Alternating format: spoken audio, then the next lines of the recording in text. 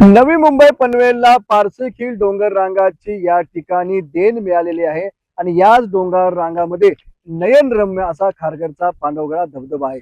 मी सध्या त्याच धबधबाच्या जवळ आलेलो आहोत। तुम्ही पाहता की उंच या ठिकाणी उंचावरून हा धबधबा पडतोय। साधारण तुम्ही जर उंची पाहिली तर किती मोठ्या प्रमाणामध्ये ही उंची आहे आणि गेली आठवडाभर झालं नवी मुंबई पनवेलमध्ये मोठ्या प्रमाणामध्ये पाऊस पडतोय आणि त्याचाच परिणाम म्हणजे आता त्या तुम्हाला पांडवगडाचा सुंदर असा धबधबा पाहायला मिळतोय।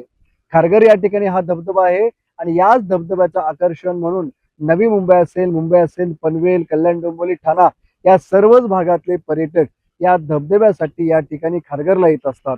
मात्र गेल्या काही वर्षामध्ये याच धबधब्याच्या आकर्षणापोटी जे लोक जवळ गेलेले आहेत, ज्यांनी या ठिकाणी धबधब्यामध्ये पाण्याचा आनंद घेण्याचा प्रयत्न केला, मात्र अशा अनेक पर्यटकांचा याच्यामध्ये दुर्दैवी मृत्यू झालेला आहे।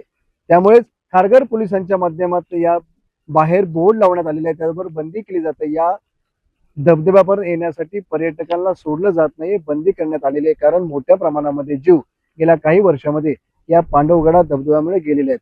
पण तुम्ही पाहता की नयनरम्य असं हे दृश्य आहे, संपूर्णपणे धुकं पसरलेलं आहे, पारसखील डोंगर रांगा आहे आणि याच पारसखील डोंगर रांगामध्ये हा उंचावरून धबधबा आपल्याला एक वेगळं आकर्षण देऊन जातोय। विनायक पटेल, एबीपी माझा, नवी मुंबई। एबीपी माझा, उघडा डोळे बघा नीट।